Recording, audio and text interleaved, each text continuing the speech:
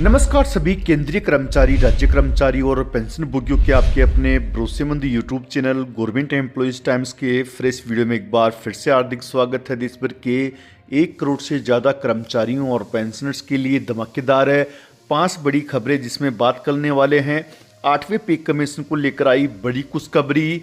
जल्द गठित होगा 8वां पे कमीशन। फिटमेंट फैक्टर को लेकर केंद्रीय कर्मचारी संगठनों ने सरकार को दिया प्रस्ताव। इतना होगा फिटमेंट फैक्टर। साथ ही बात करेंगे जनवरी 2025 के महंगाई भत्ते को लेकर जारी हुए लेटेस्ट आंकड़े। 56% डीए और डीआर बढ़ना हुआ कन्फर्म। साथ ही 17 लाख से अधिक पेंशन भोगियों को पेंशन विभाग से मिली बड़ी सौगात है। साथ ही बात करेंगे बकाया एरियर और रिटायरमेंट सहित एक और महत्वपूर्ण खबर है। जानकारी पसंद आई तो वीडियो को लाइक कीजिएगा। चैनल पे पहली बार आए हैं तो प्लीज़ चैनल को सब्सक्राइब कीजिएगा, क्योंकि आपसे जुड़े तमाम तरह के महत्वपूर्ण आदेश, वीडियो और इन्फॉर्मेशन हम यहाँ पर लाते रहते हैं। केंद्र सरकार ने 8वें वेतन आयोग को मंजूरी दे दी है। केंद्रीय मंत्री अश्विनी वैष्णव के मुताबिक 8वें केंद्रीय वेतन आयोग का गठन साल 2025 के मार्च महीने में हो सकता है। 2026 से 8वें वेतन आयोग की सिफारिशें लागू हो जाएंगी। नए वेतन आयोग के साथ केंद्रीय कर्मचारियों की सैलरी और पेंशन में भी भारी इजाफे की उम्मीद है। यह सब फिटमेंट फैक्टर से तय होता है। आइए जानते हैं कि फिटमेंट फैक्टर क्या होता है और केंद्रीय कर्मचारियों की सैलरी और पेंशन में कितना इजाफा हो सकता है। वेतन आयोग कर्मचारियों की सैलरी बढ़ाने की सिफारिश फिटमेंट फैक्टर के आधार पर करता है। फिटमेंट फैक्टर एक गुणक है जिसका इस्तेमाल सरकारी कर्मचारियों के वेतन और पेंशन की गणना करने के लिए किया जाता है।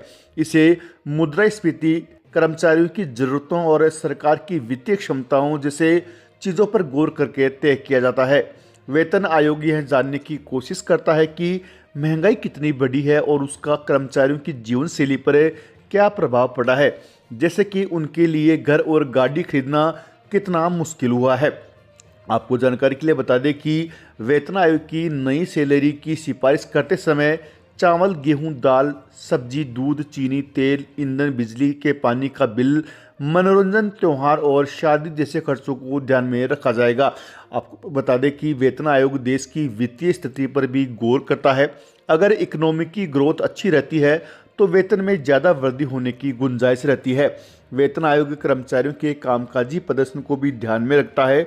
अगर कर्मचारियों का ओवरऑल परफॉर्मेंस बेहतर रहता है तो उसका असर वेतन आयोग की सिफारिशों पर भी दिखता है। वेतन आयोग केंद्रीय कर्मचारियों की सैलरी बढ़ाने की सिफारिश करते वक्त यह भी देखता है कि प्राइवेट कंपनियां अपने कर्मचारियों को कितना हाइक दे रही है। इससे केंद्रीय कर्मचारियों के लिए प्रतिस्पर्धी वेतन तय करने में आसानी होती है। फाइनेंशियल एक्सपर्ट का मानना है कि 8वें केंद्रीय वेतन आयोग में फिटमेंट फैक्टर को 2.6 से 2.85 के बीच रखा जा सकता है। इस हिसाब से केंद्रीय कर्मचारियों की सैलरी में 25 से 30% की बढ़ोतरी हो सकती है। ऐसे में न्यूनतम सैलरी 40,000 रुपये से अधिक हो सकती है। इसमें भत्ते और परफॉर्मेंस पे भी शामिल होगा। पेंशन भोगियों को उसी अनुपात में फ़ायदा मिलेगा। 6ठे वेतन आयोग में न्यूनतम सैलरी 7,000 रुपये प्रति महीना थी। इसे 7वें वेतन आयोग में बढ़ाकर 18,000 रुपये प्रति महीना कर दिया गया था। इसका मतलब है कि 7वें केंद्रीय वेतन आयोग में फिटमेंट फैक्टर को 2.57 गुना अधिक था। इससे केंद्रीय कर्मचारियों की सैलरी में 14.2% का उछाल आया था।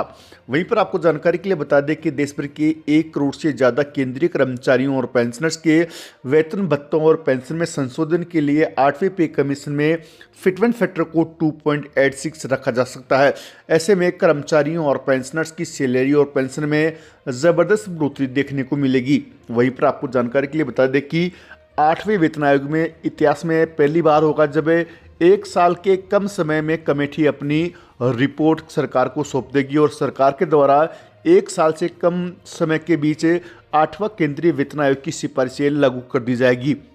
जैसा कि आप सभी जानते हैं 1 जनवरी 2026 से 8वां पे कमीशन लागू होना है।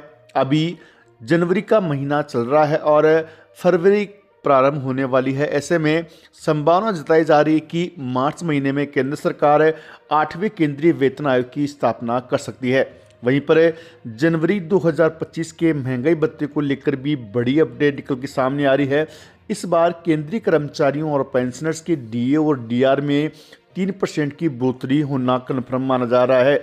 लंबे समय से केंद्रीय कर्मचारी और पेंशनर्स अपनी सैलरी और पेंशन में बढ़ोतरी का इंतज़ार कर रहे हैं। उनका इंतज़ार अब जल्द पूरा होने वाला है, क्योंकि जुलाई से लेकर नवंबर तक के all India consumer price index के आंकड़े जारी कर दिए गए हैं और अभी दिसंबर का आंकड़ा 31 जनवरी 2025 को जारी होने वाला है। ऐसे में कर्मचारियों और पेंशनर्स के डीए और डीआर को लेकर स्थिति स्पष्ट होने वाली है। जुलाई से लेकर नवंबर तक के एआईसीपीआई इंडेक्स को देखें तो कर्मचारियों और पेंशनर्स के डीए और डीआर में 3% की बढ़ोतरी कन्फर्म मानी जा रही है। महंगाई भत्ते की घोषणा मार्च महीने में होने की संभावना है।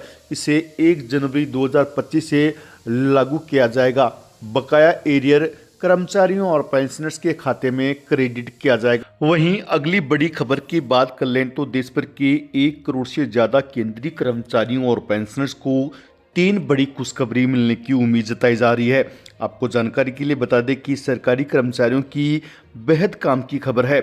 8वीं केंद्रीय वेतन आयोग की मंजूरी के बाद केंद्रीय कर्मचारियों के 18 महीनों के बकाया डीए एरियर और 65 साल से ही 5% पेंशन बढ़ोतरी को लेकर बजट 2025 से बड़ी खुशखबरी मिल सकती है। कर्मचारी और पेंशनर संघ 18 महीनों के बकाया डीए एरियर और 65 साल से ही 5% पेंशन बढ़ोतरी की सिफारिश कर रहे हैं। आपको जानकारी के लिए बता दें कि केंद्रीय कर्मचारियों को नए साल में लगातार मिल रही गुड न्यूज़ के बीच सरकार से एक और गुड न्यूज़ मिलने की आसार जग गई है। कर्मचारियों को बकाया महंगाई भत्ते पर सरकार से बड़ी उम्मीद है। कोरोना के दौरान कर्मचारियों के 18 महीनों के डीए एरियर को रोका गया था। इसको देश में आए आर्थिक संकटों से निपटने की एवज में रोका गया था। वहीं इससे पहले केंद्रीय मंत्री ने साफ किया था कि बकाया डीए पर कोई फैसला नहीं लिया गया है। यह सरकार की ओर से जारी करने की कोई प्लानिंग भी नहीं है।